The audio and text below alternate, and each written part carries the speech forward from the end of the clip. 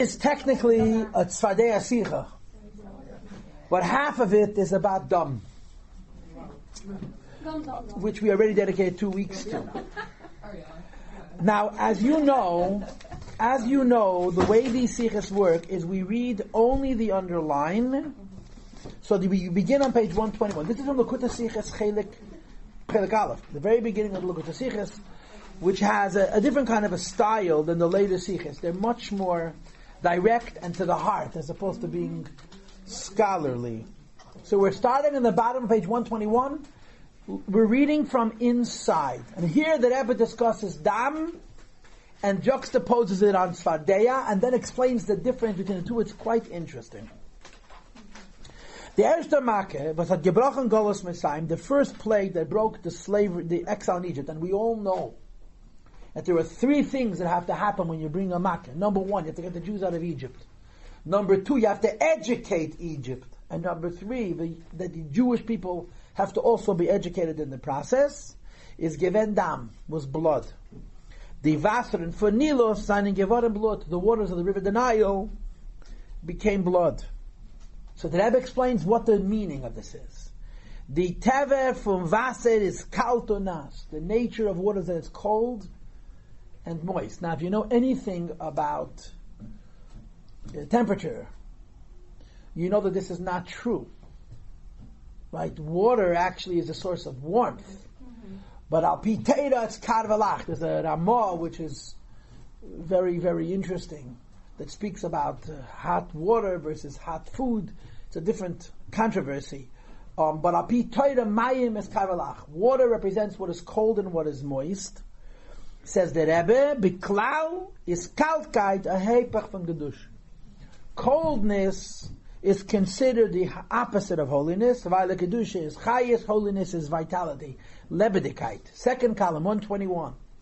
Chayes bringt mit sich chmimus. A living thing is warm and of course also moist. Varmkeit, warm. The most dead things is cold and dry. Right?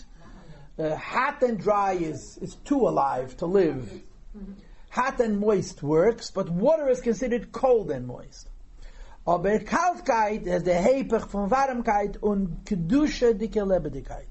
Something which is cold is considered symbolically the opposite of warmth, and holiness and its vibrancy, its vitality. And therefore, continues the Rebbe in the second paragraph, second column, page 121, der erste Sach, was me darf einbrechen, is Kaltkeit. So the Eibishter brings 10 plagues, and the plagues are not just getting the Jew out of Egypt, but they're also educating Egypt, and they're even educating the Yidden. The first part of that education is that you have to address the Avodah Zarah in Egypt, which is cold. And their father is the Erste Make given in Wasser Kaltkeit, which is why the first of the 10 plagues was in water, which is representative of coldness.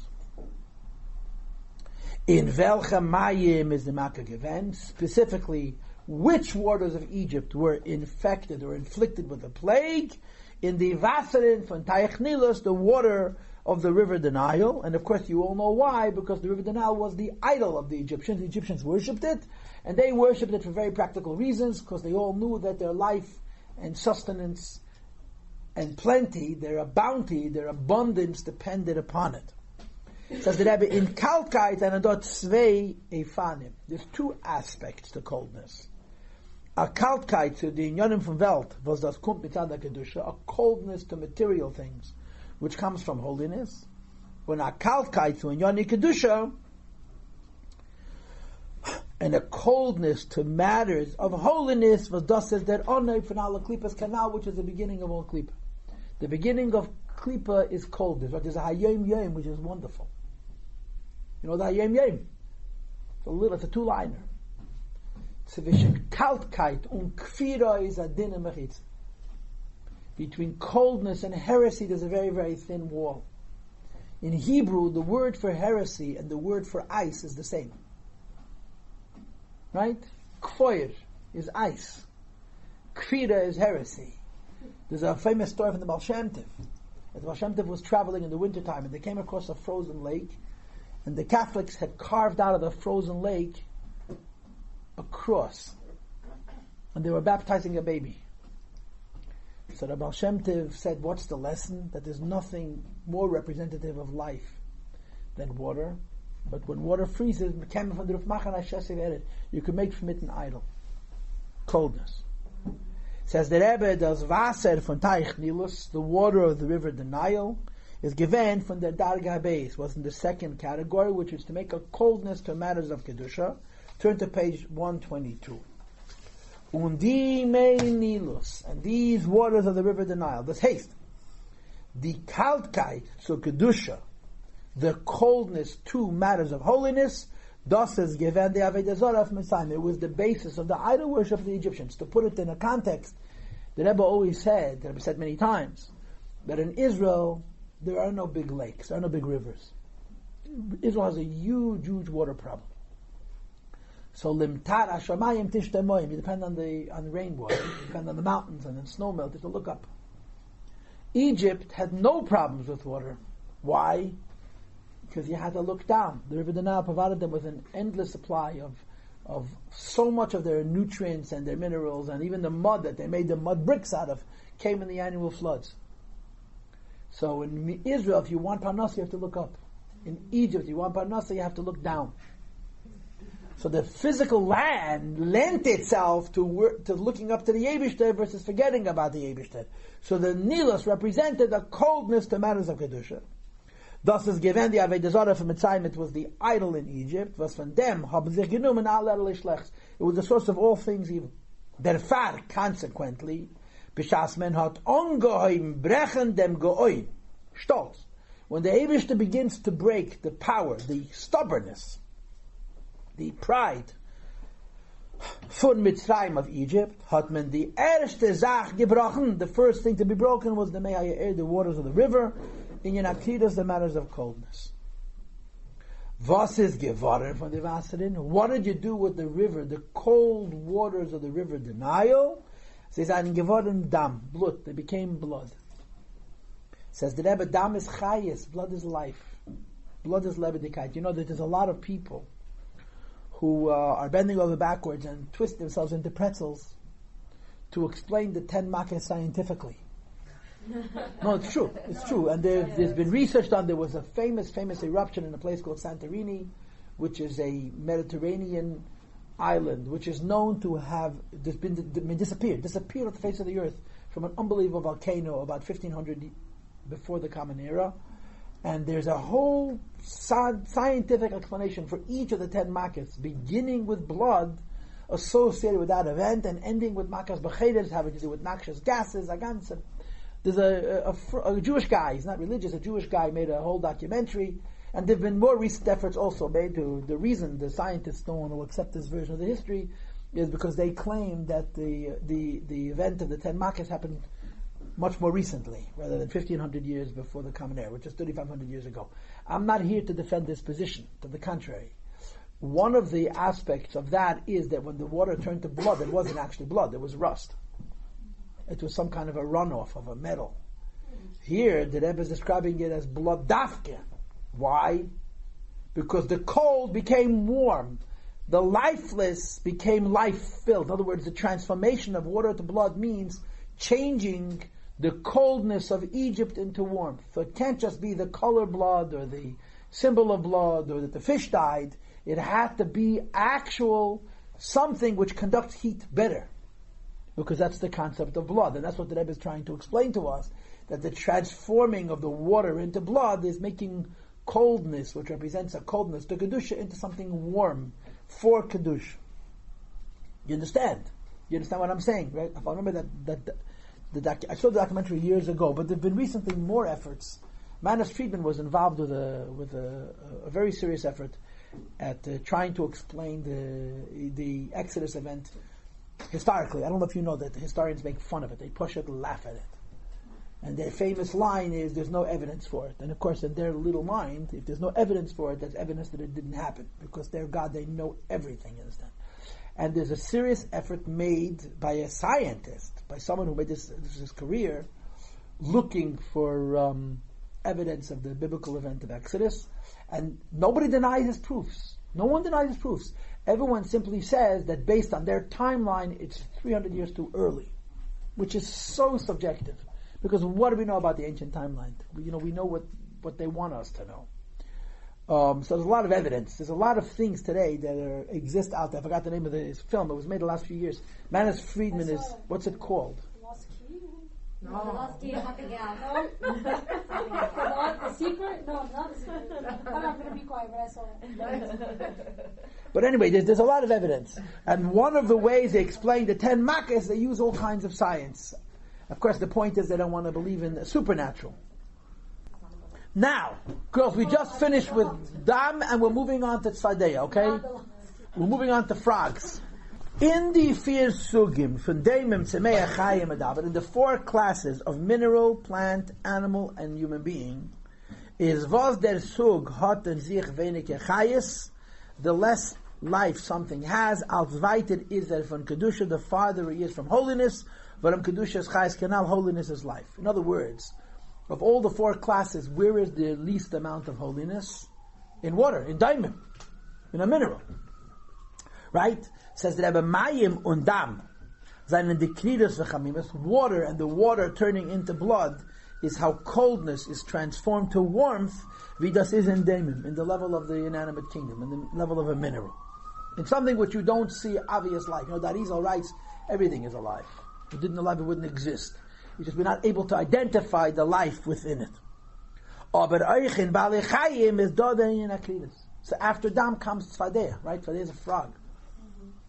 That also amongst living creatures, even though they're alive, and life always has to do with warmth, right? Everybody knows this, that you have to be a few degrees above the environment which you find yourself in, which of course brings you to the question of hibernation and what they call cold-blooded animals and fish and so on and so forth. Everybody needs energy, and energy means heat, which means you have to be warmer than your environment. But amongst animals, some animals are considered cold and other ones are considered warm. Amongst animals, there's also the idea of coldness.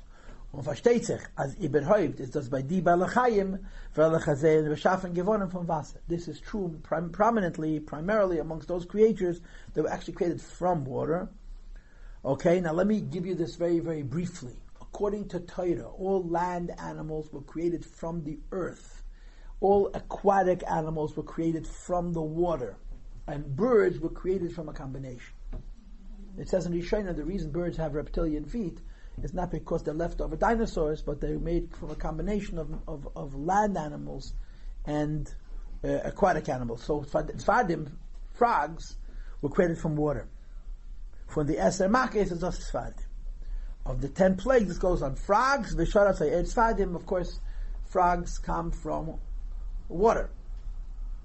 Der wird mit den Verstehen. Bottom of page 122 now, which will allow us to understand was steht Aribusa of the Tzfardea, which leads us to the point of this class. The first plague was making water into blood, which you'll see later on. The Sikha means transforming the coldness to Kedusha into warmth of Kedusha. Tzfardim is transforming the passion for materialism into a coldness to materialism.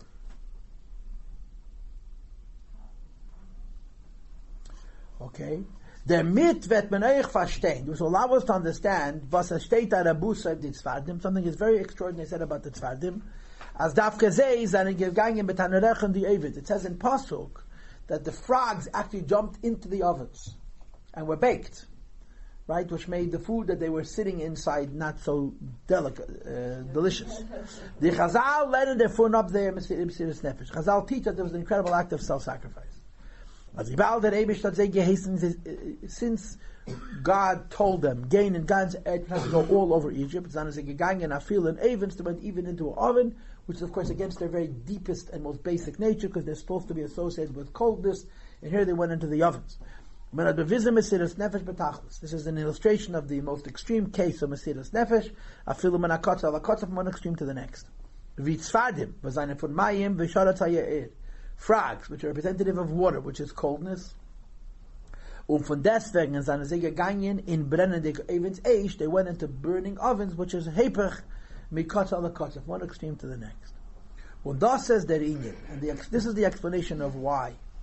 The Tzfardea sind gegangen mit einer Rechel mit Sharesecha. They went into the ovens and into the bakery goods. Das heißt, they seien gegangen leschen, the hits. Their purpose was to extinguish the passion und die falsche Gehäubenkeit von Klippa. They went to cool the heat that exists towards Klippa and the false haughtiness of Klippa. Warum eich in Liuma says verandem inyan von Warmkeit, because in Klippa there's also the idea of warmth, and the frogs going into the ovens represented to cool off the heat to Gashmir. So how does the Rebbe translate this? When you put a frog in an oven, what happens? The frog is desiccated. The frog is baked. Symbolically, the frog going into the oven is to cool off the oven. In other words, what happened practically is what happened practically. But the symbol of the frog going into the oven is the oven represents the passion for Klippa, and the frog going into the oven means to diminish this passion. Which leads us to page 124 and the point of all this. What's the difference between Dam and Tzfardea? What's the difference in the Makkah? They're opposites min hakotza l'kotza.